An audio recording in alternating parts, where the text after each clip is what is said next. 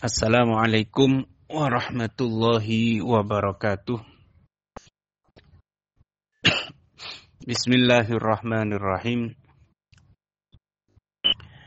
Mathaluma utawi padane barang, perumpamaane barang. Ba'asa kang ngutus ni ing ingsun sinten Allahu Allah. Bihi kelawan ma minal huda bayane saking pituduh petunjuk wal ilmi lan ilmu. Perumpamaan petunjuk dan ilmu yang aku diutus Allah dengan hal itu. Iku kamasalil ghaisi koyo padane udan. Adalah laksana hujan al-katsiri kang akeh. Jadi petunjuk dan ilmu Allah Subhanahu wa taala yang disampaikan, diwahyukan kepada baginda Nabi Muhammad sallallahu alaihi wasallam untuk disampaikan dan diajarkan kepada umatnya itu seperti air hujan. Jadi dia berpotensi sebenarnya untuk membasahi, untuk menyuburkan tanaman, menyuburkan tanah ya. Tapi nanti tergantung kepada penerimanya, tergantung kepada umatnya, tergantung kepada hati masing-masing dan seterusnya. Asaba ngenani opo al-ghais al-katsir ardon ing bumi. Hujan itu menimpa bumi atau mengenai bumi, mengenai tanah. Fakana mongko ono iku minha setengah saking ardon opo naqiyatun nako itu bersih. Opo naqiyatun tanah kang bersih. Di antara tanah itu ada model tanah, tipe tanah yang bersih, kobilat kang nompo opo naqiyah. Kobilat kang nompo opo naqiyah, alma'a ing banyu yang bisa menerima air. Fa'ambatat, setelah dia menerima air, fa'ambatat nuli nyukulaken opo naqiyah al-kala'a ing tanduran. Kemudian dia menumbuhkan tanaman. Wal usba lan napa al usba itu rumput suket. Wal usba lan suket atau rumput al katsira kang akeh. Jadi di antara tanah yang kena air hujan itu ada tipe tanah yang bersih dan mampu menerima air dengan baik sehingga menumbuhkan tanaman yang ada di atasnya. Tanah yang subur. Pun juga dengan umat Nabi Muhammad ada tipe hati atau tipikal hati dan pikiran umat Nabi Muhammad itu ada yang seperti tanah ini. Jadi dia bisa menerima hudan, menerima ilmu dari Nabi Muhammad SAW sehingga kemudian berbuah. Gitu. Wa kanat lan ono iku minha setengah saking ardon. Opo aja dibu piro-piro tanah tandus. Tetapi ada juga tipe tanah yang tandus. Amsakat kang ngeker yang menahan. Opo aja dib alma'a ing banyu. Amsakat kang ngeker utawa napa nggih bahasane yang menyerap lah ya. Amsakat kang menyerap, mengeker, menahan opo ajadib alma'a ing banyu. Ada juga tipe tanah tandus yang kemudian dia menyimpan air itu, menyerap air itu fanafa'anuli aweh manfaat sapa Allah biha kelawan ajadib annas ing menungso. Dan itu pun kemudian masih berguna kepada orang. Meskipun dia tanahnya tanah kering, tapi karena dia meresap air, makanya ada konsep sumur resapan itu ya. Untuk apa? Fasyaribu mongko ngombe sopo annas. Wasaqaulan minum sopo annas. Wasaqaulan minum sopo annas. Wazara'u lan nandur sopo annas. Jadi kemudian mereka minum, mereka makan, mereka menanam. Wa asaba lan ngenani minha saking ardun apa taifatun apa taifatun pantan ukhra kang liya. Jadi bagian dari hujan itu juga mengenai tanah yang lain gitu ya.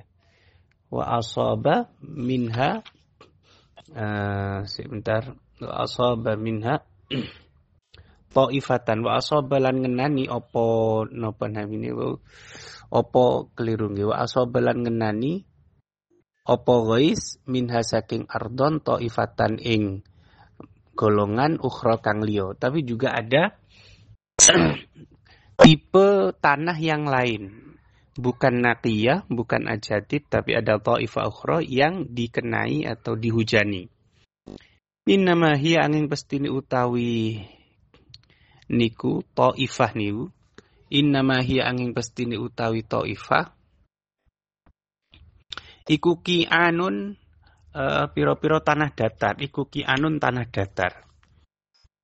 Yaitu tanah-tanah datar latum siku kang orang ngeker opo, latum siku kang orang ngeker, kang orang menyerap opo kian utoto ifah niu al ma'an ing banyu. Jadi ada tipe ketiga dari tanah itu, dia tidak menyerap air, walatum bitulan ora nyukulaken opo to'ifah atau kian kalaan ing suket, dan dia tidak menumbuhkan tanaman apapun ya.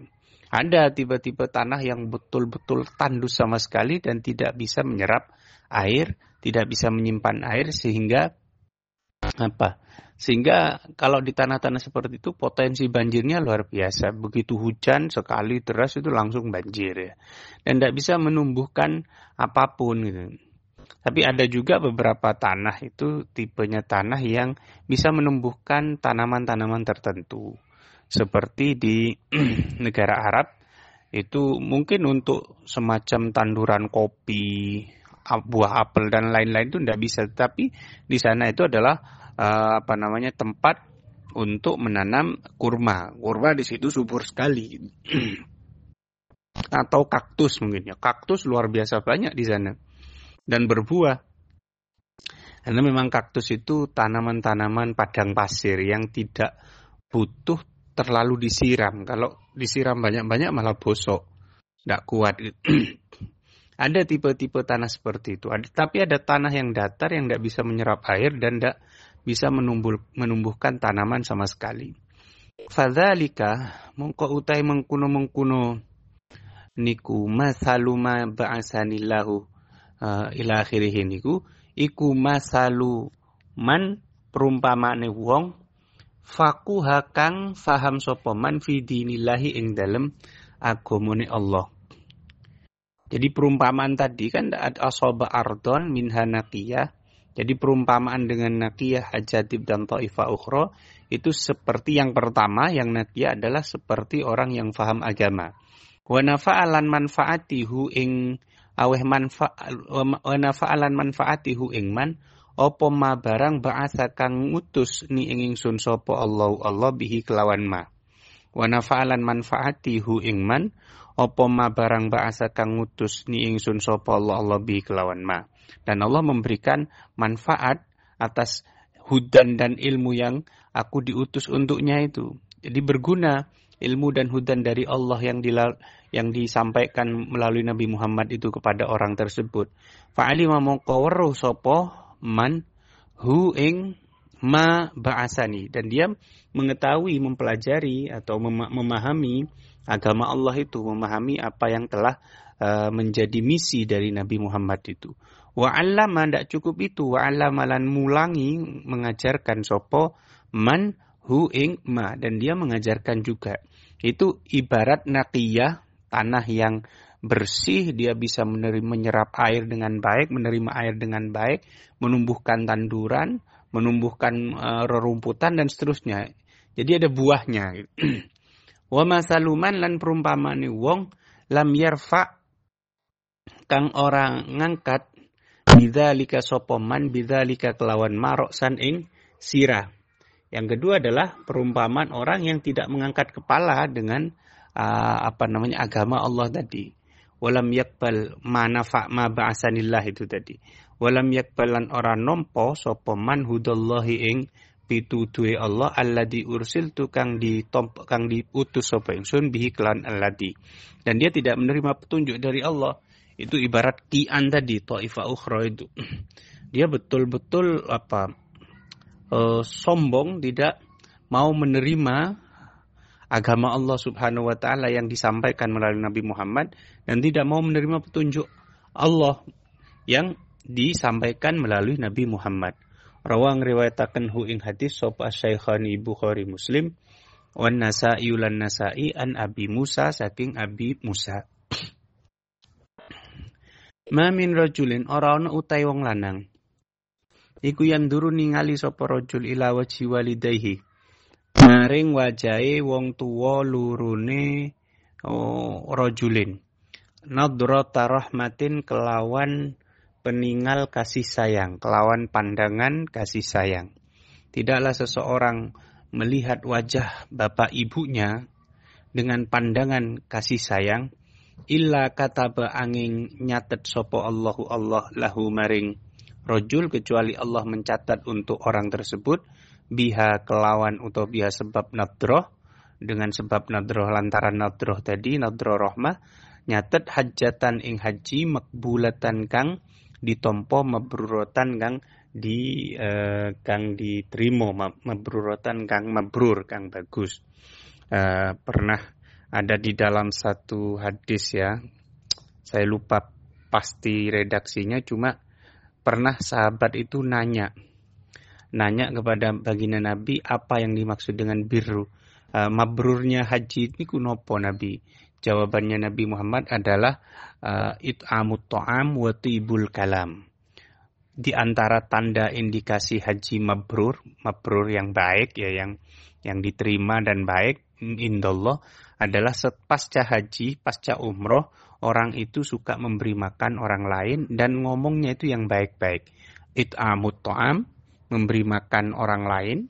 Memberi makan itu bisa sebagai dhiyafah, suguhan untuk tamu-tamu, atau bisa juga sebagai sedekah ya. Sedekah kepada orang-orang yang fakir miskin, diberi makan. Jadi dhiyafah ketika ada tamu-tamu yang ziarah umroh, ziarah haji, disuguhi makanan, disuguhi hidangan, disuguhi jajan dan minuman, itu sudah termasuk di antara ciri haji yang mabrur. Yang berikutnya adalah watibul kalam, omongannya itu omongan yang baik. Yang dulunya tidak baik sekarang menjadi baik. Ya. Rawang riwayataken hu ing hadis sapa Ar-Rafi'i, Imam Rafi'i. Ma min sabahin, ora ana utawi isu. Yusbihu kang manjing isu sopal ibadu piro-piro kawula fihi ing dalam sabah. Sebentar. Ya, wa min sabahin ora ana utawi isu. Iku yusbihu kene nggih, iku yusbihu manjing isu sapa al ibadu piro-piro kawula fihi ing dalam sabah illa wasarihun angin utawi wong kang bengok-bengok, maksudnya malaikat. Iku yasruhu bengok-bengok sapa sore. Tidaklah para hamba masuk waktu pagi, melainkan ada malaikat yang berseru, yang berteriak-teriak. Apa teriakannya? Ayyuhal khalaiku, he piro-piro makhluk. Ayyuhal khalaiku, he piro-piro makhluk. Sabbihu, bertasbih sira kabeh, nyucikakeno sira kabeh al malika ing Rojo, Ratu, Al-Qudus, kang Maha Suci. Maksudnya Allah. Bertasbihlah kalian semua kepada Allah Subhanahu wa Ta'ala. Rawang riwayatakan hadis sahaba Ibnu Sunni anis Zubairi saking Zubair. Jadi bertasbih, subhanallah, subhanallah, subhanallah kalau pagi membaca subhanallah. Dulu di An-Nur 2 itu, di An-Nur 3 itu ada Syekh namanya Syekh Mahmud ya.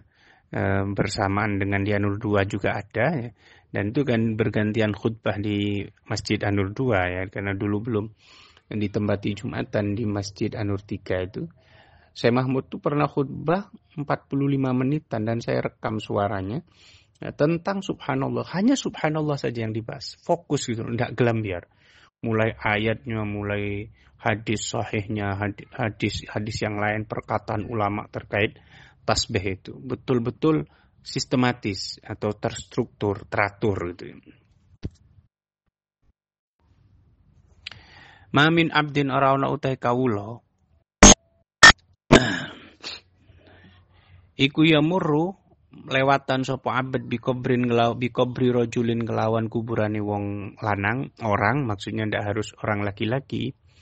Karena kang ono sapa abad iku ya arifu kenal sapa abad hu ing rajul, tidaklah seorang hamba melewati kuburan seseorang yang ia mengenalinya fid dunya ing dalam dunya, fayusallimu nuli ulu salam sapa abad alaihi ing atase rajul, kemudian dia mengucapkan salam kepada orang yang ada di kubur tadi. Illa arafa angin weruh sapa rajul hu ing abad, kecuali rajul itu orang tadi yang dikubur itu juga mengenalinya. Warad dalan jawab sapa rajul alaihi ing atase abad assalama ing salam, dan ia yang ada di kuburan itu akan menjawab salam orang yang mengucapkan salam dan melintasi kuburan tersebut. Rawang riwayataken hu ing hadis sapa al-khatib an Abi Hurairah. Ma min abdin ora ana utawi kawula iku yusra'u mati sapa abad soratan kelawan mati tenan mim maradin krana lara. Tidaklah seorang hamba meninggal karena sakit illa ba'asa angin ngutus angin nangiaken hu ing abdin sapa Allah minha saking sor'ah tahiron hale kang suci. Rawahu Tabraniyu an Abi Umamah. Tidaklah seorang hamba meninggal karena sakit, karena penyakit, kecuali Allah akan membangkitkannya dari kematian, dari sor'ah tadi, dalam keadaan suci. Ma min abdin ora ana utahe kawula min ummati saking umat ingsun. Iku yusolli salat sapa abdin alayya, iku yusolli maca selawat sapa abdin alayya ing atase ingsun salatan kelawan selawat, sadikon hale kang temen, kang jujur, biha kelawan salat, minggi bali nafsihi saking arahe awake abad. Tidaklah seorang hamba dari umatku bersolawat, membaca solawat kepadaku sekali, ya, dengan hati yang tulus dari dirinya, illa sholla angin solawat, angin berarti ta'ur rahmah, angin paring rahmat, sapa Allah Ta'ala alaihi ing atase abad, kecuali Allah akan memberikan rahmat kepada orang yang bersolawat tadi, asyra sholawatin kelawan 10 piro-piro sholawat. Jadi Allah akan membalas dengan 10 sholawat. Dan itu Allah yang membalas, bukan main-main. Tapi jangan kemudian dikooptasi atau diindustrialisasi sholawatan itu. Maksudnya Gusti Allah, maksudnya Kanjeng Nabi itu sampean sholawatan. Ya sholawatan dewe ngono iku lho, ya sholawatan tanpa musik, tanpa gebiar, tanpa lampu disko dan seterusnya. Itu yang dimaksud oleh Allah Subhanahu wa taala. Seharusnya tidak dinormalisasi, ya, seharusnya tidak dinormalisasi.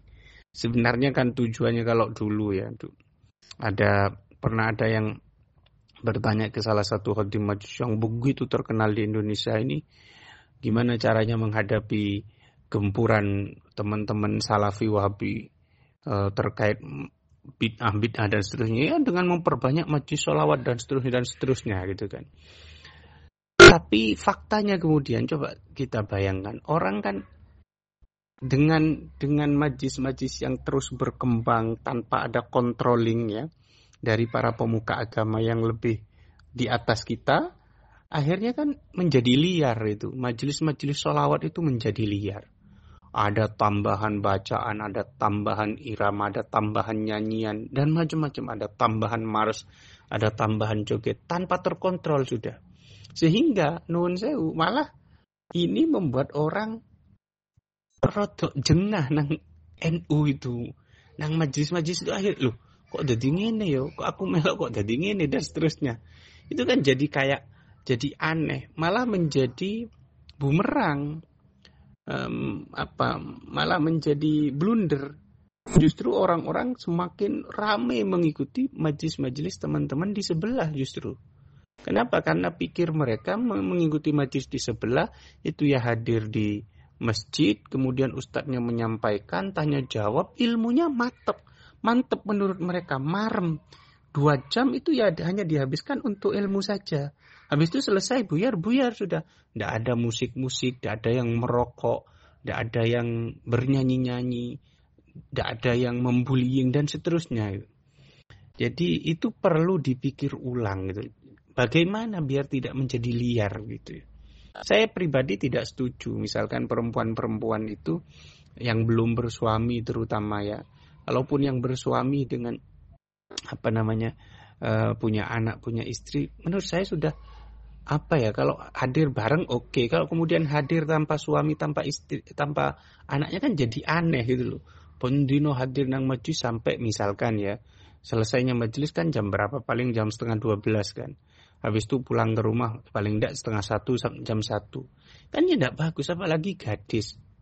Arek-arek nom-noman budal wong loro sampai keluar kota kemudian kembali kan ya. Menurut saya sudah tidak baik menurut saya. Maka perlu kita itu menghidupkan masjid musola di sekitar kita dengan kajian-kajian ilmu. Agar orang-orang itu ngajinya ya dekat-dekat saja. Dan kalau bisa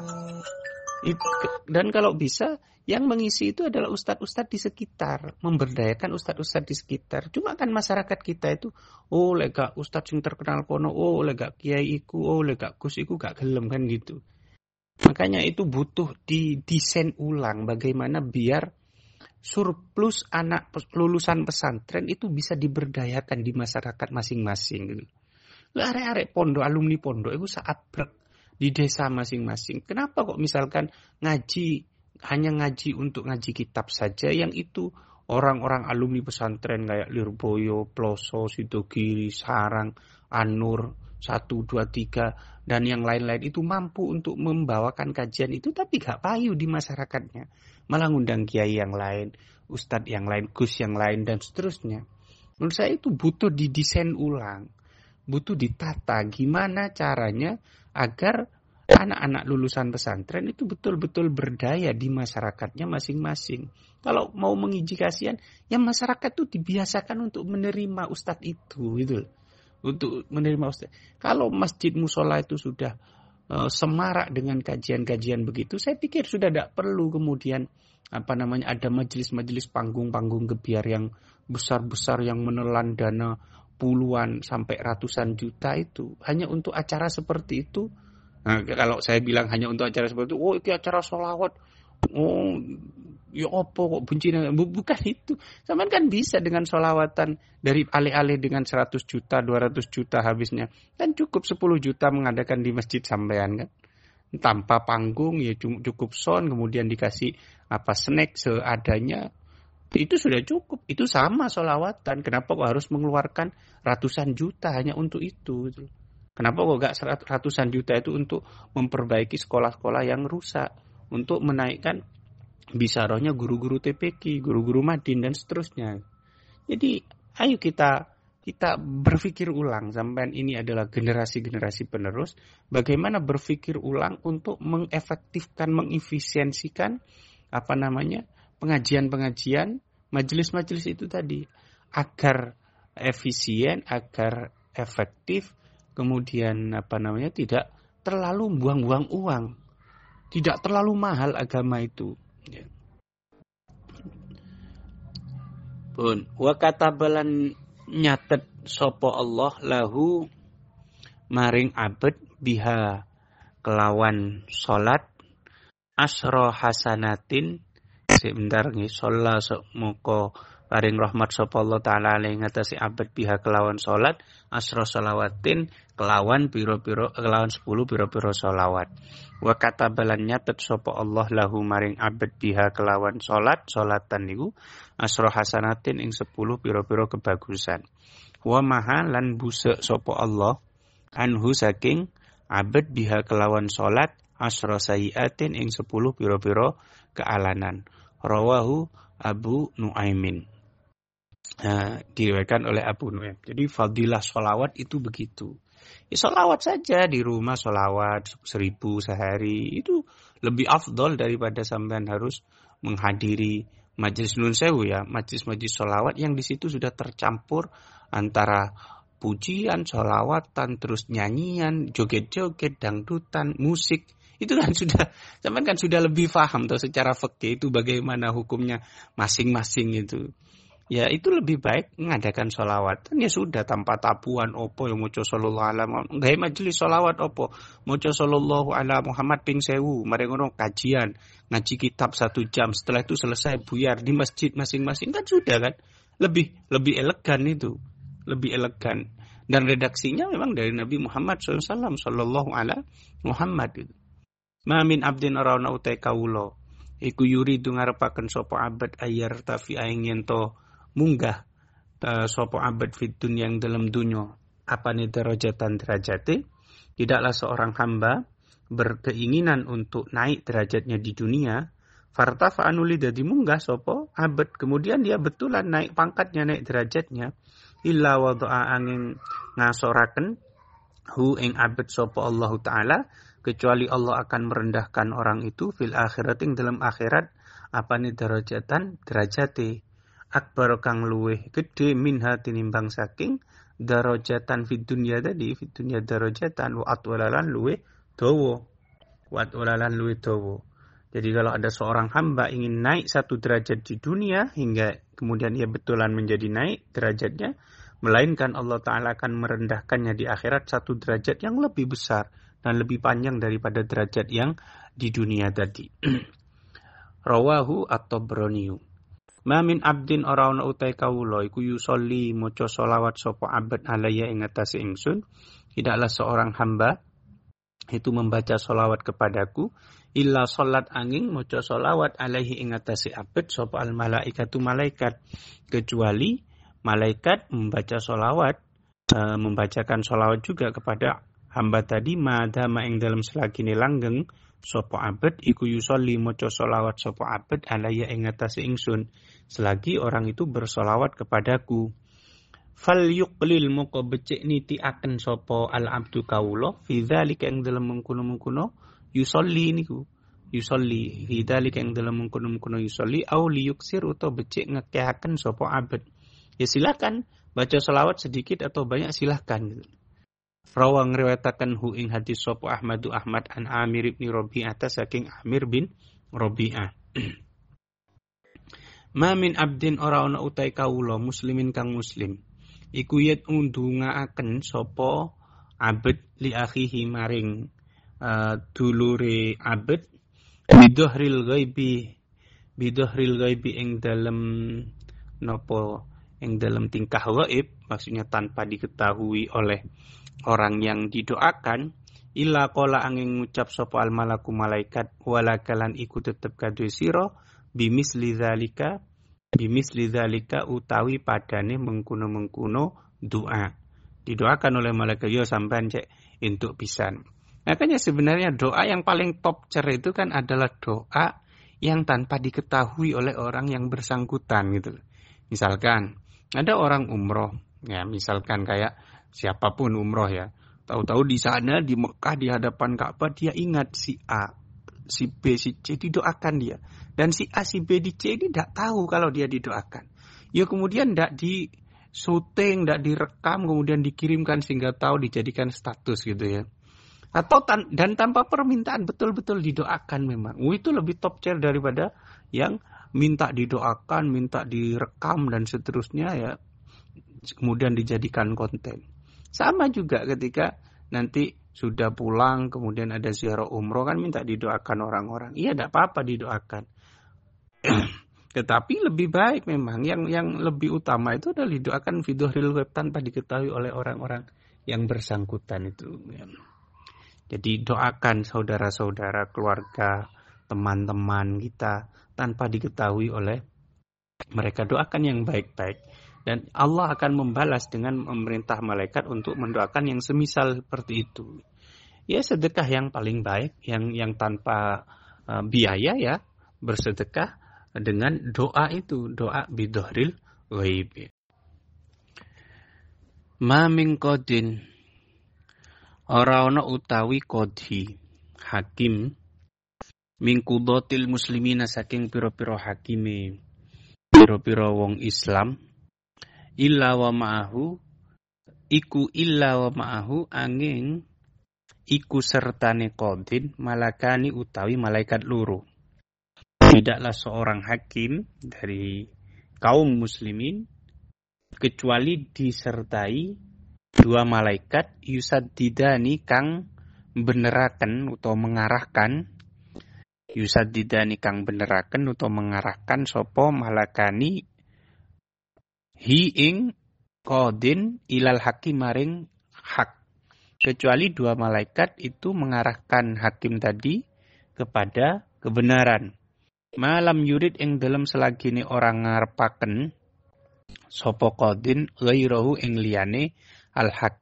Selama ia tidak menginginkan selain kebenaran itu.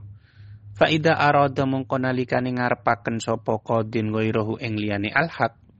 Jika hakim itu memang menghendaki selain kebenaran, muta'ammidan hale nyengojo tabarra'a mongko lebaran, membebaskan diri minhu saking qadin sapa al malakani malaikat loro. Maka malaikat dua itu kemudian berlepas diri darinya, ndak mau ngurusi qadi sing model ngoten niku, ndak mau ikut-ikut. Wa wakalalan masrahaken sapa malakani hu ing qadin ila nafsihi maring awak dhewene qadin, dan diserahkan ke dirinya sendiri. Rawi Tabrani an Imran. Jadi memang jadi persoalan ya di Indonesia itu karena gaji hakim, fasilitas hakim itu kan terbatas ya, tidak sing wah kemudian ratusan juta ngono ya. Sehingga kalau nuwun sewu, misalkan tiap ada persidangan kemudian dia dapat tambahan 10 juta, misalnya disuap 10 juta, ya mau toh ya. Kalau dalam 1 bulan dia mengatasi persidangan itu 20 kali, kan sudah 200 juta itu. Untuk suap itu belum kasus-kasus yang besar. Kalau kasus besar ya miliaran ya. Miliaran. Dan itu sudah menggurita ya. Makelar kasus di persidangan itu sudah menggurita banget. Sudah angel membenahi itu.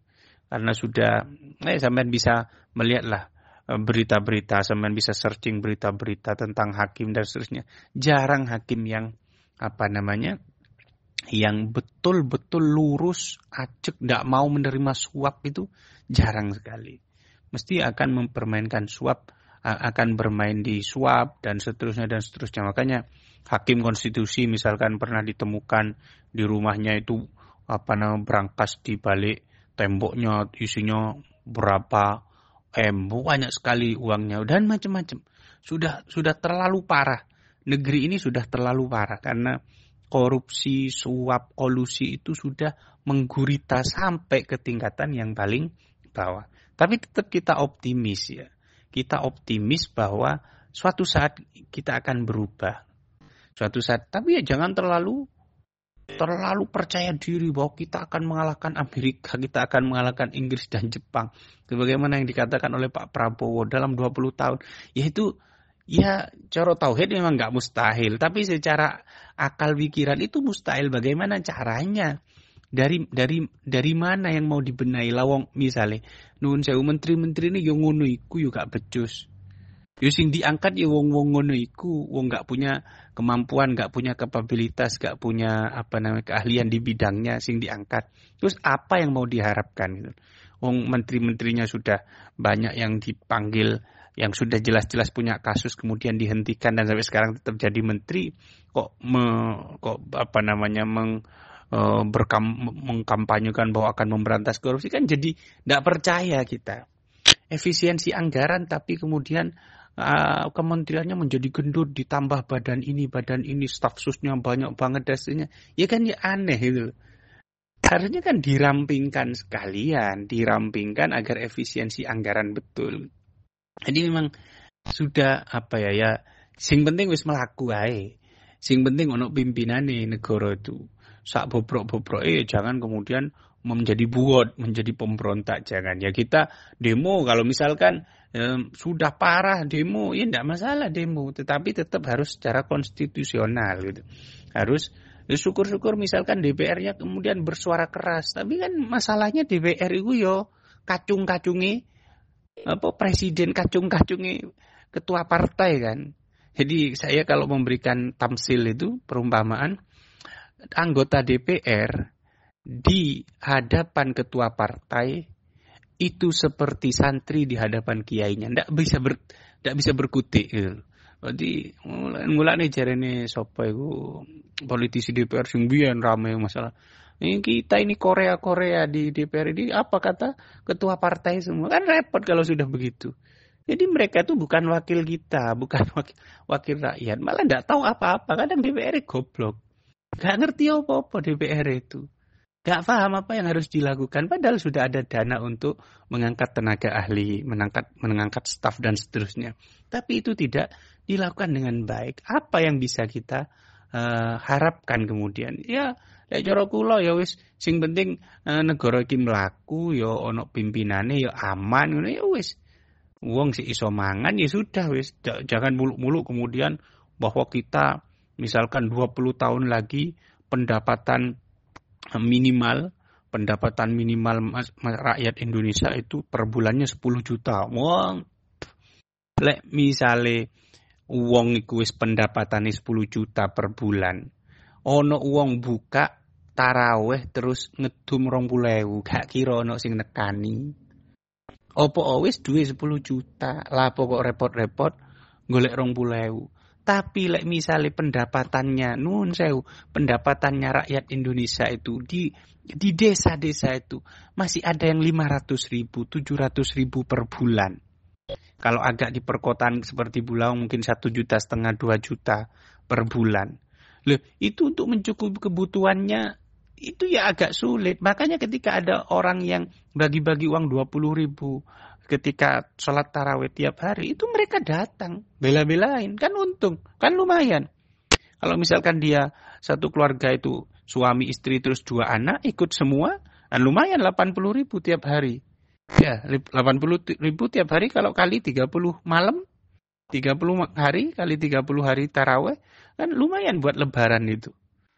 Lumayan sekali buat lebaran, tapi coba misalkan, kalau sudah masyarakatnya gajinya di atas 10 juta, pendapatan paling rendah, masyarakat paling rendah, paling kiri 10 juta per bulan.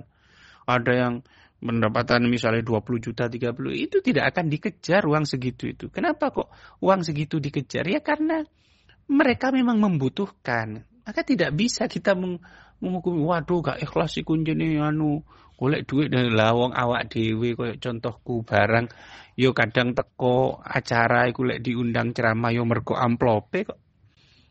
Teko acara diundang ngaji ku yo mergo amplope, gak dikek amplop yo kadang gak teko maneh. Kadang ditarif barang, ditarget barang orang yang mengundang itu.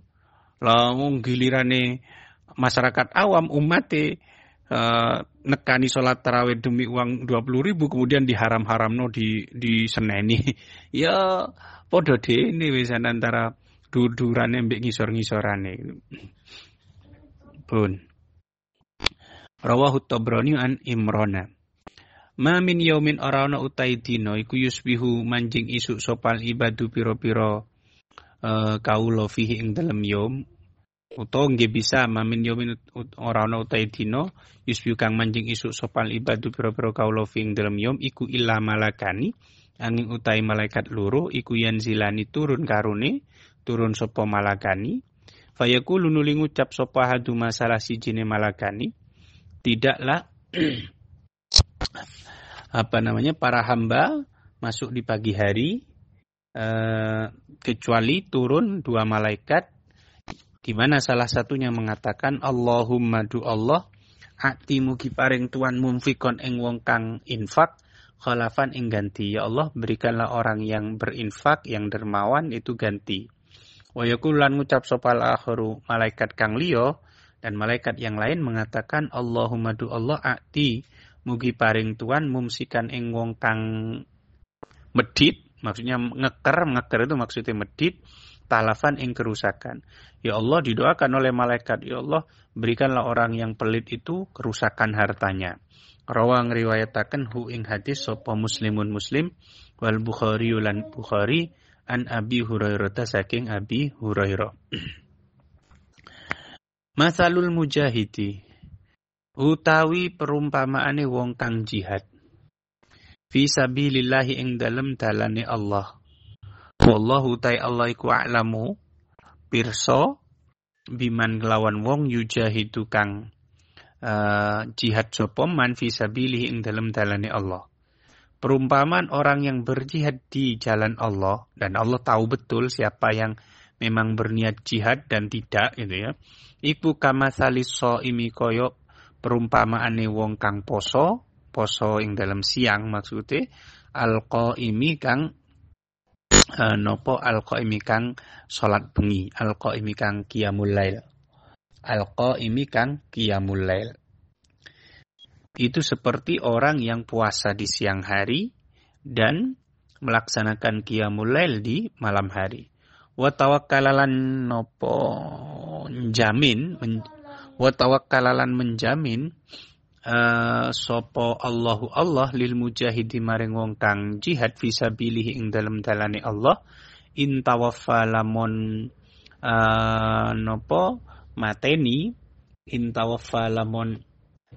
mateni sapa Allahu ing al mujahid njamin ayut hila ing yen to nglebokaken sapa Allahu ing al mujahid al jannata ing surga.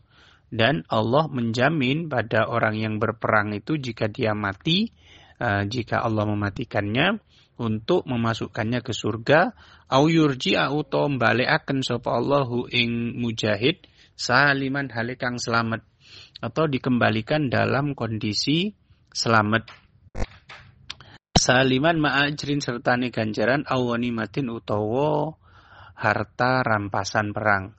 Awanimatin atau harta rampasan perang, atau Allah menjaminnya kalau mati ya masukkan surga, syahid dengan ketentuan seperti penjelasan saya di beberapa pertemuan sebelumnya bahwa dia harus tidak punya hutang dan harus tidak punya hukukul adami kepada orang lain, karena kalau hukukul adami itu tidak bisa ditebus dengan syahid, itu tidak bisa, harus istibra dia. Harus istibra. Kalau dosa-dosa yang berkait dengan Allah, ya Allah sudah mengampuni semuanya. Rawahu asy-Syaikhani. Ma min qaumin ora ana utai kaum yaqumuna kang bisa ngenten nggih khabare ila qaumu nggih bisa yaqumuna kang ngadeg sapa kaum min majlisin saking majlis layat kuruna kang ora zikir, kang ora nyebut sapa kaum Allah Ta'ala ing Allah Ta'ala fihi ing dalem majlis. Tidaklah satu kaum beranjak dari majlis dalam kondisi tidak menyebut asma Allah di dalam majlis tersebut, tanpa zikir kepada Allah dalam majlis tersebut, iku illa qaumu angin ngadeg sapa kaum, kecuali kaum itu berdiri an misli jifati himarin saking padane badange himar. Saking padane badange himar. Jadi majlis iku koyok badang himar mambu. Wa kana lan ono, ini sudah ada di hadis-hadis sebelumnya ya. Wa kana lan ono apa dzalikal majlisu mengkunum-kunum majlis alaihim ing atase kaum iku hasratan dadi getun, dadi penyesalan yaumal kiamat ing dalam dina kiamat. Jadi kalau ndak ada zikir ya zikir aja, majlis ya zikir. Zikir ya sendirian atau bareng-bareng tanpa harus kudu ono kebiar dan seterusnya, ya pokoknya zikir gitu ya. Rawahu Abu Daud an Abi Hurairah. Lah, kalau ini kan kita sudah nyampe ke hadis 1080-an ya. 1080-an dan nampaknya nanti sampai 1000 berapa? 1000 600-an atau 1000 berapa? 1500 sekian nanti ya. Kita kan sudah tahu bahwa ada banyak pengulangan dari musannifnya, dari yang merangkum atau menyusun, dari yang menyusun kitab ini kan ada banyak pengulangan hadis kan. Sehingga kalau misalkan itu tidak diulang-ulang mungkin ya tidak sampai 1500 sekian. Kemudian juga ada beberapa hadis yang perlu dikaji dari aspek validitasnya, kesohihannya. Ya, dari statusnya itu apakah dia dhaif atau sahih dan seterusnya. Karena beberapa hadis itu saya cek kan mungkin hanya ada di satu kitab hadis yang tidak populer sama sekali gitu. Itu butuh kemudian diberi taklek bahwa hadis ini sahih atau tidak, hadis ini sahih atau tidak dan seterusnya gitu ya.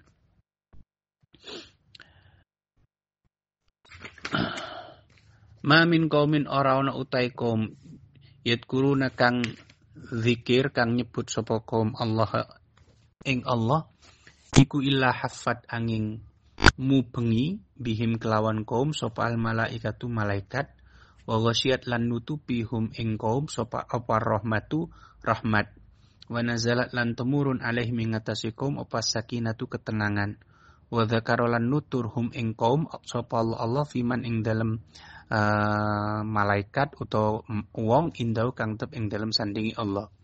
Tidaklah seorang kaum berzikir kepada Allah kecuali malaikat mengelilinginya. Jadi malaikat akan mengelilinginya, kemudian dia akan diliputi oleh rahmat, turun kepadanya ketenangan, sakinah, dan akan disebut oleh Allah di hadapan para malaikat atau di hadapan para malaikat yang ada di sisi Allah Subhanahu wa ta'ala. Ma min mukminin ora ana utawi wong mukmin iku illa walahu angin iku tetep kaduwene mukmin babani utawi lawang loro. Jadi ma min mukminin itu menjadi mubtada, walahu babani, illa walahu babani itu menjadi khabar jumlah, la walahu itu khabar sekaligus menjadi khabar muqaddam dari babani yang menjadi mubtada muakhar. Ma min mukminin ora ana utawi wong mukmin iku illa walahu angin iku tetep kaduwe mukmin babani utawi lawang loro. Tidaklah seorang mukmin kecuali dia memiliki dua pintu. Babun nyatane lawang yas'adu kang munggah minhu saking babun apa amaluhu amale mukmin. Pintu yang pertama adalah pintu di mana amal baiknya amalnya akan naik, baik amal baik atau amal buruknya. Wa babun lan lawang yanzilu kang temurun minhu saking bab apa rizquhu rezekine mukmin. Dan pintu kedua adalah pintu di mana rizkinya turun, diturunkan oleh Allah Subhanahu wa ta'ala. Faida mata mongko nalikane mati sapa mukmin bakaya mongko nangis apa babani alaihi ing atase mukmin. Jika dia mati maka dua pintu itu akan menangisi orang tersebut. Rawang riwayataken hu ing hadis sapa Tirmidzi an Anasin. Ma min mukminin ora ana utawi wong mukmin iku yu'azzi menghibur sapa takziah sapa menghibur sapa mukmin akhahu ing dulure mukmin bi musibatin kelawan musibah illa kasa angin nganggoaken menganggoni memberi pakaian sapa sinten illa kasa angin aweh pakaian sapa Allah ngoten nggih sapa Allah nggih hu ing mukmin minhu lalil karamati saking pira-pira pakaian kemuliaan yaumal qiyamati ing dalem dina kiamat. Rawahu Ibnu Majah an Amr bin Hazm. Tidaklah seorang mukmin menghibur saudaranya yang terkena musibah, kecuali Allah akan memberinya pakaian kemuliaan pada hari kiamat. Mamin muslimin ora ana utai muslim iku yang duru ningali sapa muslim ilam ra'atin maring wong wadon awwala romkotin ing dalam kawitane pandangan. Tidaklah seorang mukmin menyaksikan perempuan pada pandangan pertama. Tsumma yawuddu nuli meremaken sapa muslim basarahu ing peningale muslim, kemudian dia memejamkan matanya, illa ahdasa angin dadekaken sapa Allah lahu maring muslim ibadatan ing ibadah, kecuali Allah akan menjadikannya ibadah baginya. Jadi karena dia sudah waddul basar itu tadi ya. Ya jidu kang nemu sapa muslim halawataha ing manise ibadah fi qalbihi ing dalem atine muslim. Rawahu Ahmad. Jadi kalau melihat perempuan di pandangan pertama lalu dia memejamkan mata, bukan kemudian membayangkan, enggak, maksudnya dia menundukkan pandangannya, enggak mau meneruskan pandangan pertama tadi, maka itu akan bernilai ibadah di sisi Allah yang akan didapati rasa manisnya di hatinya oleh orang tersebut. Mamin muslimin ora ana utahe wong muslim iku yazra'u nandur benih, nandur sapa muslim zar'an ing tanduran ing benih, au yaghrisu utawa nandur sapa muslim ngorsan ing tanduran. Tidaklah seorang muslim menanam benih atau menanam tanaman, fayaqulu nuli mangan minhu saking zar'an aw warsan niku. Fayaqulu nuli mangan minhu saking zar'an aw warsan apa tairun burung, manuk, au insanun utawa menungso, au bahimatun pundi au insanun utawa menungso, au bahimatun utawa raja kaya hewan, illa kana angin ono iku lahu tetep kaduweni muslim bihi kelawan gharsan au zar'an niu zar'an au gharsan apa sedekahun sedekah. Jadi kalau kita menanam kemudian ternyata dimakan oleh tikus, dimakan oleh burung, dicolong uang, dimakan hewan, misalnya kok oleh hama dan seterusnya, maka itu akan bernilai sedekah. Sedekah kanggo wong sing nyolong memang sedekah meskipun terpaksa, sedekah kanggo kewan-kewan itu, sedekah kanggo manuk-manuk itu tadi. Rawang riwayataken hingati sapa Syaikhani Bukhari Muslim an Anasin saking Anas. Mamin muslimin ora ana utahe wong muslim iku yusibu ngenani hu ing muslim apa adan piloro saukatun tegese saukatun nyatane nopo duri. Tidaklah seorang muslim terkena hal yang menyakitinya, yaitu berupa duri, fama nuli barang fauqaha kang ing dalem sak dukure saukah, atau di atasnya itu ya duri atau yang lain yang lebih berat daripada itu, illa hatta angin menghapus, angin guguraken, merontokkan, menghapus maksudnya sapa Allah Ta'ala bihi kelawan adan niku, bihi kelawan adan sayiatihi bihi kelawan nggih adan sayiatihi ing pira-pira kealanane muslim, kecuali Allah akan menghapuskan dosa-dosanya sebab musibah yang menimpanya tadi, adan yang menimpanya tadi. Kama tahutu kaya oleh ngerontokaken apa asyajaratu wit-witan waraqaha ing dedaunane sajarah, sebagaimana pohon itu merontokkan daun-daunnya. Rawang riwayataken hadis sapa Syaikhani Bukhari Muslim an Ibni Mas'udin saking Ibnu Mas'ud. Ma min muslimin ora ana utahe wong muslim iku yasibu kewanen sapa muslim saibatan kelawan uwanan temenan fi islami ing dalam Islam.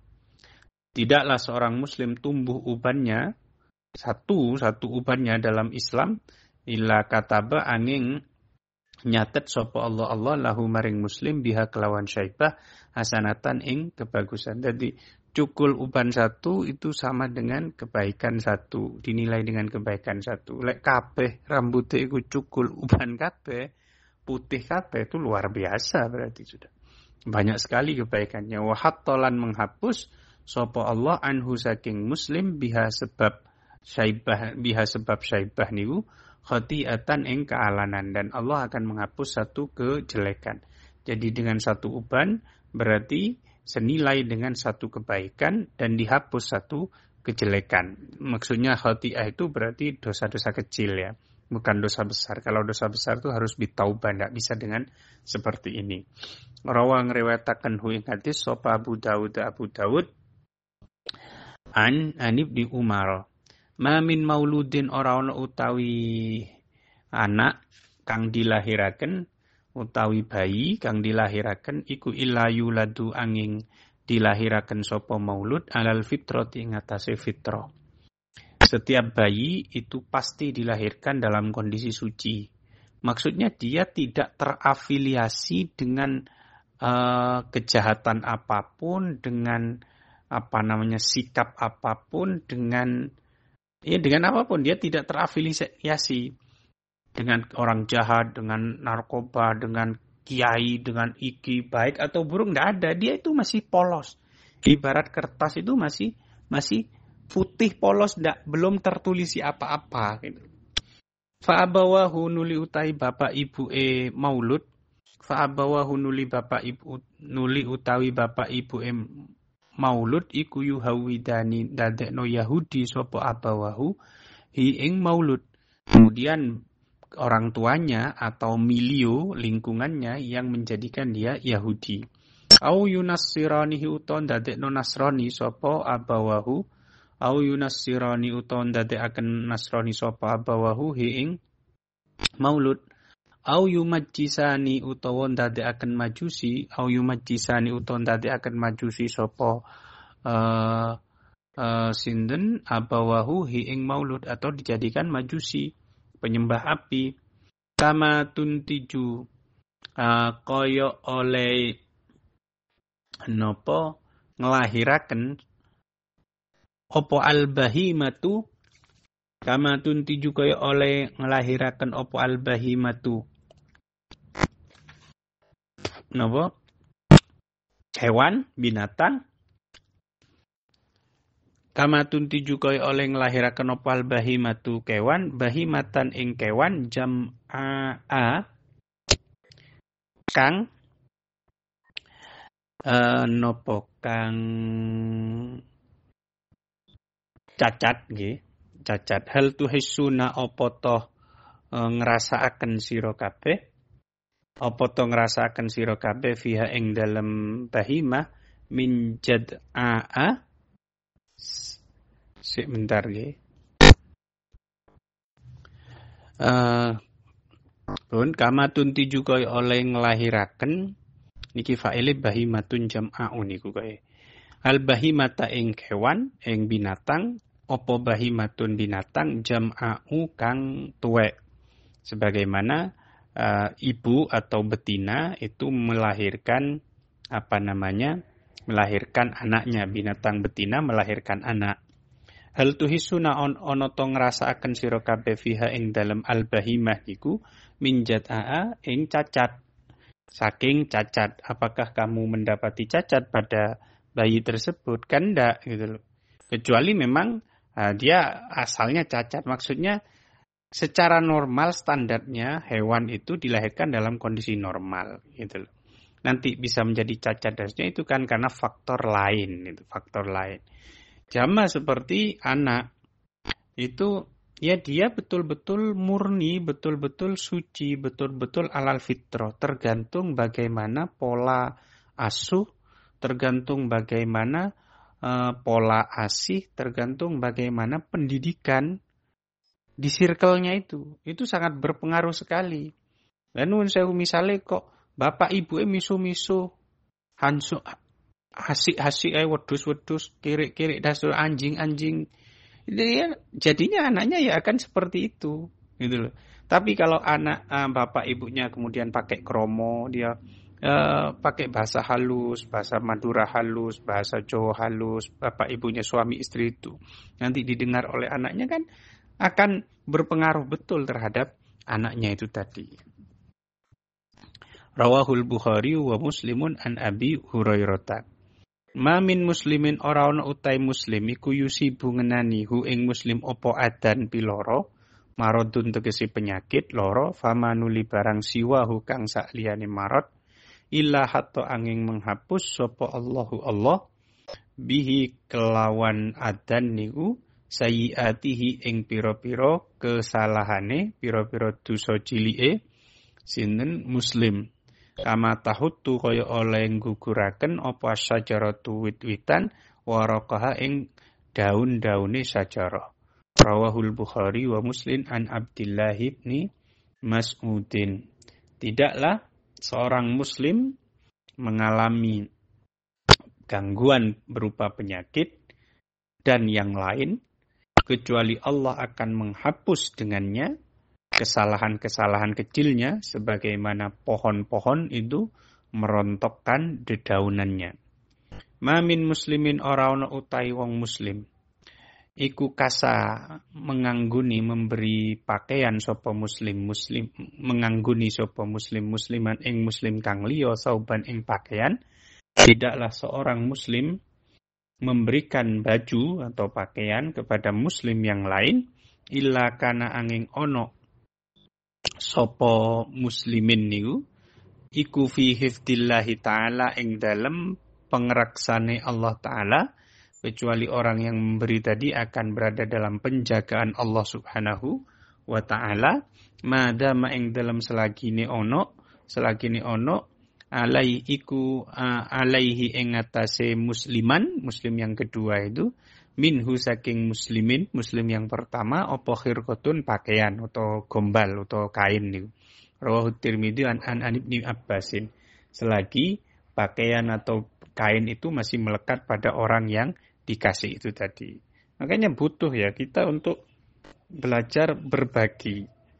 Itu betul-betul harus dipraktekkan memang ya, berbagi pakaian. Dan kalau berbagi pakaian yang masih layak. Jangan sudah bolong-bolong, sudah rusak, kemudian diberikan, jangan.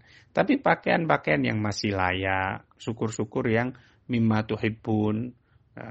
Karena ayatnya lan tanalul birra hatta tunfiku mimma tuhibbun. Jadi yang diinfakkan itu yang masih disukainya, masih disayanginya. Seperti Nabi Muhammad SAW. Kalaupun kita tidak bisa meniru Nabi, sebagaimana disabdakan dalam hadis-hadis yang lain, Nabi menyarankan kalau kita punya baju yang baru, maka yang lama diberikan, yang masih pantas, yang masih layak dipakai. Syukur-syukur yang masih usia 1 tahun, 2 tahun itu kan masih bagus kan dan belum rusak. Mungkin bagi kita itu sudah tidak begitu berharga, tapi bagi orang lain itu Masya Allah luar biasa berharga. Dan saya mempraktekkan itu dengan istri saya. Jadi hampir kami itu sering berbagi pakaian ke desa ini diberikan ke toko desa ini, silakan bagi ke desa ini dibagi.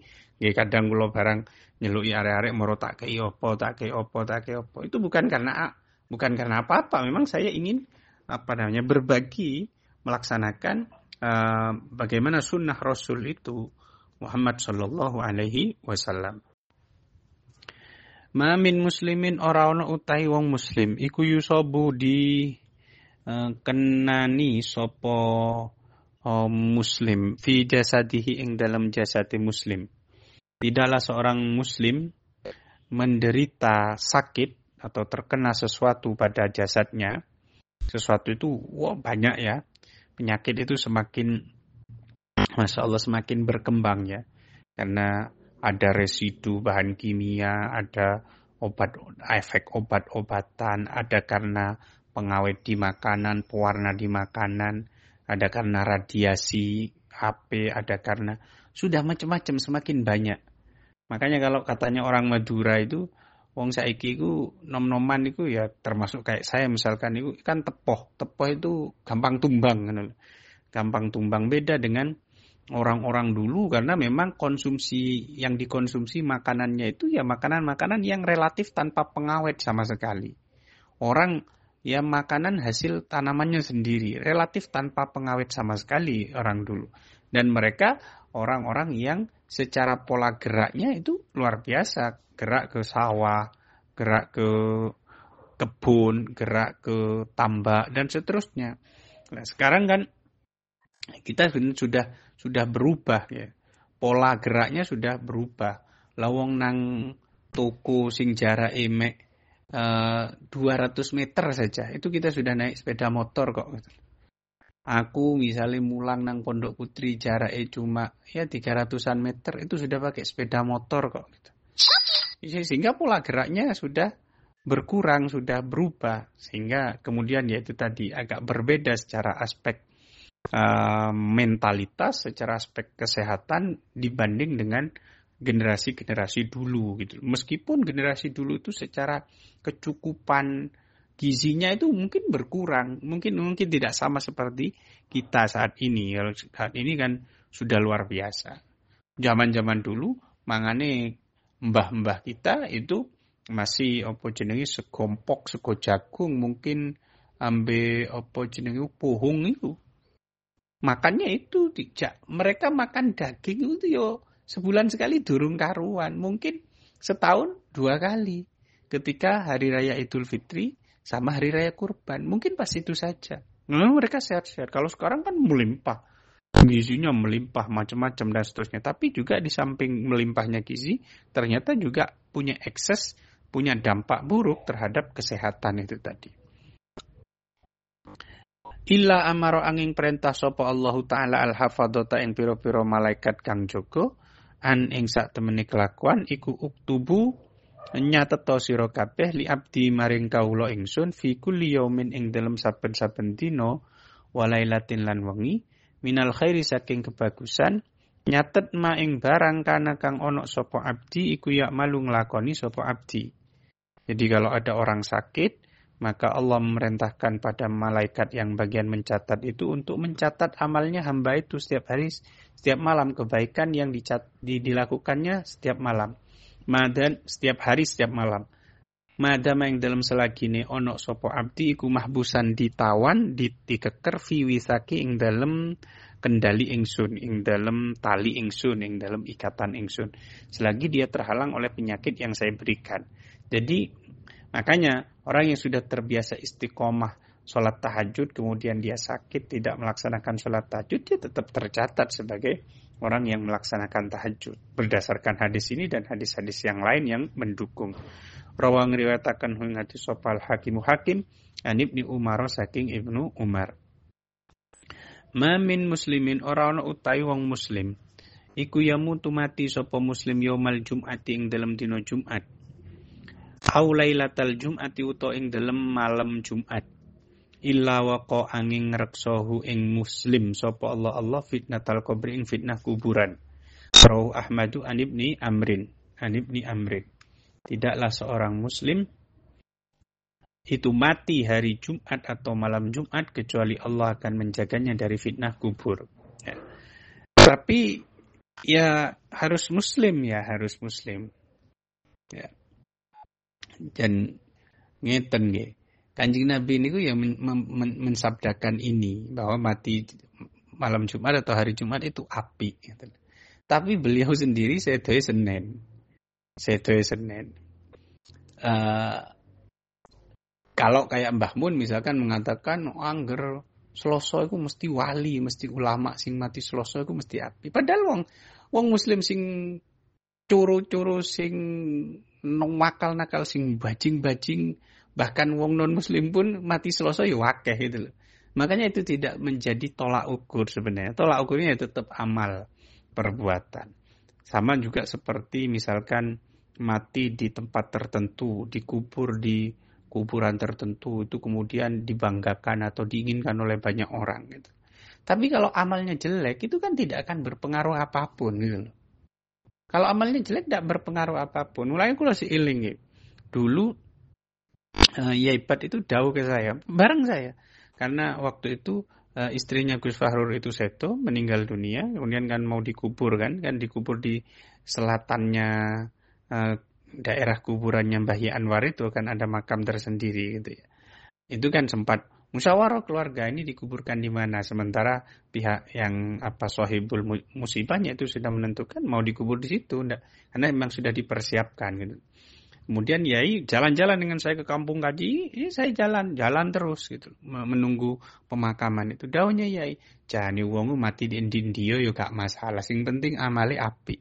Sama, menurut saya juga sama. Mati dino opo ae ku gak masalah, sing penting amale apik, bukan masalah harinya gitu. Lah misalnya nyolongan, misalnya nipuan, misalnya seneng zino, terus mati dino Selasa atau mati dino Jumat, apa kemudian diampuni dosanya? Tidak lah gitu loh. Kalau iya seperti itu, ya jadi gak berguna kemudian kan konstruksi syariah yang sedemikian banyaknya itu kemudian ndak ono gunane kemudian ngamal dan seterusnya itu tadi. Jadi sekali lagi, mati hari apapun itu akan menjadi baik kalau memang amalnya baik gitu loh. Mati hari apapun menjadi baik kalau memang amalnya baik. Ma min musallin ora ana utahe wong kang salat iku illa wa malakun angin utawi malaikat iku an yaminihi saking arah tengene musallin, wa malakun lan malaikat an yasarihi saking wa malakun lan utai malaikat siji iku an yasarihi saking arah kiwone musallin. Tidaklah seorang hamba itu melaksanakan sholat ya, kecuali didampingi oleh dua malaikat, satu di sebelah kanannya, satu di sebelah kirinya. Fa'in atamma mongko lamun nyempurnaaken sapa musallin ha ing salat dari kata-kata musallin tadi kan istiqoknya atau derivasinya adalah salat gitu. Fa'in atamma mongko lamun akar katanya ya bisa memunculkan lafadz salat gitu. Fa'in atamma mongko lamun nyempurnaaken sapa musallin ha ing salat araja mongko munggah sapa malakun an yamini wa malakun an yasari itu, atau malakani dua malaikat biha kelawan salat. Kalau dia menyempurnakan salatnya, maka malaikat akan naik membawa salat tersebut. Wa illam yutimma lan lamun ora nyempurnaaken sapa musallin ha ing salat, daraba mongko mukul sapa malakani biha kelawan salat wajau ing wajahe musallin. Kalau enggak disempurnakan digepukno salat ayu nang wajahe. Rawahu Darqutni an Umar. Jangan-jangan ya. Kalau salate kecepatan ngono iku dadine digepukno ora malah oleh pahala dari Allah Subhanahu wa taala. Malah malaikat itu gregeten iku salat cap opo. Saya kemarin membaca berita di Jawa Barat kalau tidak salah itu kan juga ada tradisi sholat tarawih cepat ya 7 menit atau 10 menit ya. Sekarang kiainya sudah sepuh. Akhirnya sekarang dihapus. Sholat tarawih cepatnya diganti yang standar jadi 30 menitan atau berapa. Ketika diwawancari kenapa? Karena saya tidak punya keturunan yang bisa meneruskan tradisi sholat 7 menit. Lagi kan opo-opoan kok sholat kok model tradisi. Ya karena sudah sejak tahun berapa sholatnya model cepat ngeten dan seterusnya. Ayo come on. Ini sholat ini. Yang ditiru itu baginda Nabi Muhammad SAW. Bukan mbah-mbah kita dan seterusnya gitu loh. Ya ajaran standar. Kalau yang diajarkan oleh mbah-mbah kita itu bertentangan atau tidak sesuai dengan sunnah dan Al-Quran, ya jangan dilakukan gitu. Jangan dilakukan. Kan saya sering menyampaikan bahwa ada orang sholat di samping Nabi, kemudian sama Nabi ditegur, sholli fa innaka lam tusolli, ulangi sholat kamu karena kamu tadi nggak sholat. Loh saya sudah sholat Nabi, sholli fa innaka lam tusolli sampai 3 kali. Kemudian sama Nabi diurui, diajari. Jangan dibayangkan kemudian Nabi sholatnya model ngoten. Kulon karena gregeten. Saya pernah ke satu daerah gitu ya, ikut berjamaah di daerah tersebut musola. Berjamaah, cepet banget. Lawang sholat Isya itu loh, sholat Isya ya hari-hari biasa itu, hari-hari biasa. Kalau ngimami itu imamnya ini dia hafid Quran, orang hafal Quran, baca. Aku durung mari maca Fatihah iku wis rukuk kati sujud wisan. Rakaat pertama itu. Padahal ya Allah, saya sudah mempercepat Fatihah saya. Begitu rakaat ketiga, keempat juga gak nutut saya Fatihah, dia sudah sujud lah.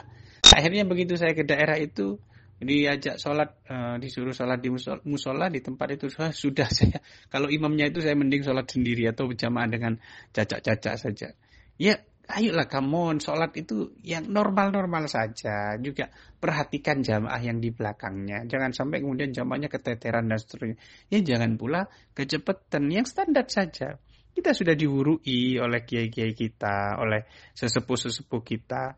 Diurui nopo, diurui yang standar apa? Al-Hakumut Takasur sampai Tabat Yada, dan rakaat kedua itu kulhu, itu sudah standar 30 menitan itu sholat tarawih. Itu sudah cukup sedengan, dan kalau perlu yang membacanya jangan terlalu cepat sih, jangan seperti itu. Sehingga sholatnya tidak dikepukno malaikat, justru dibawa untuk dilaporkan ke Allah Subhanahu wa Ta'ala.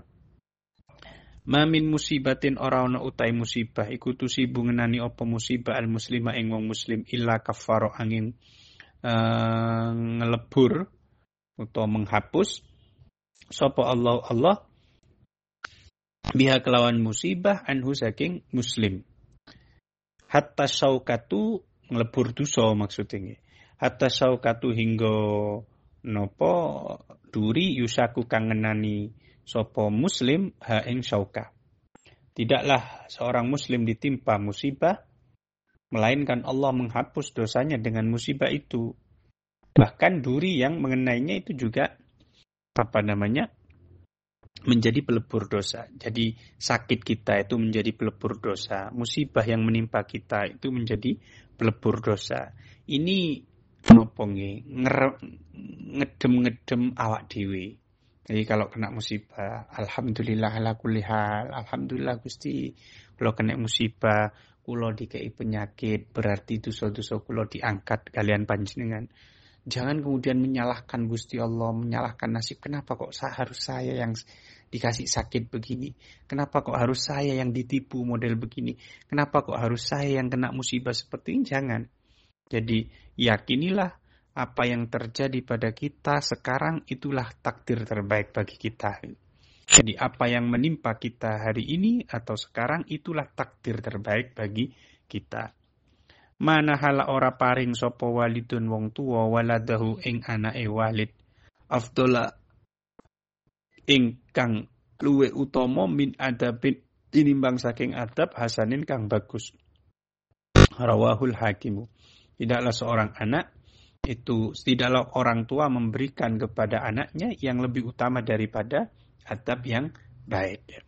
Adab yang baik harus diajari adab yang baik. Tapi di samping itu juga harus dibekali dengan ilmu.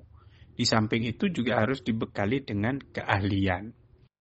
Mentalnya harus dilatih anak-anak itu. Jadi kalau mentalnya sudah luar biasa, terus adabnya luar biasa, keilmuannya luar biasa, keahliannya luar biasa, maka kita tidak perlu mengkhawatirkan, kita akan mewariskan harta seberapa ke anak kita. Karena dia sudah punya bekal untuk berjuang, untuk berjibaku dengan kehidupan di dunia nyata, di dunia ini, yang penuh dengan hal rintangan dan kompetisi ini. Kalau dalam Al-Quran itu ada ku anfusakum wa ahlikum naro. Jagalah diri kamu dan keluarga kamu dari api neraka. Ya. Ku anfusakum wa ahlikum naro itu ditafsiri oleh Sayyidina Ali kalau tidak salah ya. Itu adalah alimuhum wa adibuhum. Jadi ajari mereka ilmu dan ajari mereka adab. Ya, itu yang diajarkan di pondok. Makanya saya berulang kali menyampaikan, saya itu tidak setuju kalau arek-arek itu dicekoi adab tok, ilmunya gak ono, itu gak setuju. Karena kosong kalau dia secara keilmuan itu tidak matang, terus yus nundu adab dan seterusnya, dia akan luntur dengan sendirinya jadinya. Karena tidak didasari dengan keilmuan. Jadi harus seimbang, adab dengan ilmunya itu harus seimbang. Justru kalau menurut saya, kalau masih masa pencarian thalabul ilmi, porsi untuk mencari ilmunya harus lebih besar daripada adabnya. Nanti kalau sudah boyong, sudah waktunya selesai, ya sudah, porsi adabnya harus lebih besarkan daripada ilmunya, sehingga nanti menjadi indah gitu ya. Masalul baiti utawi perumpamaane omah alladzi yudkaru kang disebut sapa Allah taala fihi ing dalem alladzi, perumpamaan rumah yang di dalamnya dilaksanakan zikir kepada Allah, wal baiti lan omah alladzi la yudkaru kang ora disebut sapa Allah fihi ing dalem alladzi, dan rumah yang tidak dilaksanakan zikir di dalamnya iku masalul hayyi padane utawa perumpamaane wong kang mati wal mayyiti lan wong kang urip wal mayyiti lan wong kang mati. Rawahu Syaikhani an Abi Musa al-Asy'ari. Jadi perumpamaan rumah yang dilakukan zikir di dalamnya itu seperti orang hidup. Yang tidak dilakukan zikir di dalam rumah tersebut seperti orang mati. Maka rumah kita harus sering dibuat zikir kepada Allah Subhanahu wa taala. Salat kita jangan sampai udah sergap sholat di masjid, blas omai nggak tahu dilaksanakan sholat. Lakukan sholat sunnah itu lebih baik dilakukan di rumah. Sholat sunnahnya lebih baik dilakukan rumah. Sholat wajibnya dilakukan di di masjid. Jangan sampai rumah kita menjadi kayak orang mati. Lakukan zikir di situ, bacakan Quran, lakukan sholat di situ, tadarus hadis. Itu kan jarang. Jadi kita harus membaca hadis di situ dengan keluarga dan dengan anak, meskipun mungkin dengan agak bercanda, agak santai, tidak terlalu formal. Ya niatkan itu untuk menghidup-hidupi rumah. Jangan sampai rumah itu seperti kalmayit. Masalul alimi utawi perumpamaane wong kang alim. Alladzi yu'allimu kang ngajari sapa alim. Annasa ing menungso al khaira ing kebagusan, wayan salan nglalekaken sapa alim nafsahu ing awak dhewe alim. Perumpamaan orang alim yang mengajari orang kebaikan dan melupakan dirinya iku kamasalis siroji koyo padane lampu. Yudiu madangi apa siroj, yudiu kang madangi apa sirot linasi maring menungso waya harikulan ngobong apa sirot nafsahu ing awak dhewe menungso. Kaya obor. Obor itu kan dia menerangi orang tapi membakar dirinya. Seperti lilin. Lilin itu dia menghancurkan, membinasakan dirinya tapi menerangi orang gitu kan. Jangan sampai seperti itu. Jadi kita harus, ya kita terang sendirinya, kita tidak binasa, kita juga menerangi orang. Kita melakukan ilmu itu, mengajari ke orang agar melakukannya. Atau kalau peribahasa yang lain, la takun kal ibroh. Ibroh hamzah ba ro ta. Jangan seperti jarum. Taksul ghair, dia taksu memberikan pakaian al-ghair kepada yang lain. Wahia aria, sementara dia sendiri telanjang. Kan jarum itu dia telanjang kan, nggak ono ceritanya jarum berpakaian terus damel celana pensil kan nggak ono, damel jilbab hijab kayak cadar kan nggak ono. Jadi jarum itu dia telanjang tapi dia bermanfaat kepada orang dengan menjahit pakaian sehingga orang-orang berpakaian tidak telanjang. Jangan seperti lilin yang menerangi orang tapi menghancurkan dirinya. Jangan seperti jarum yang memberi pakaian orang tapi dirinya telanjang gitu. Wallahu a'lam bishawab. Subhanakallahumma bihamdik asyhadu an la ilaha illa anta astaghfiruka wa atubu ilaik. Assalamualaikum warahmatullahi wabarakatuh.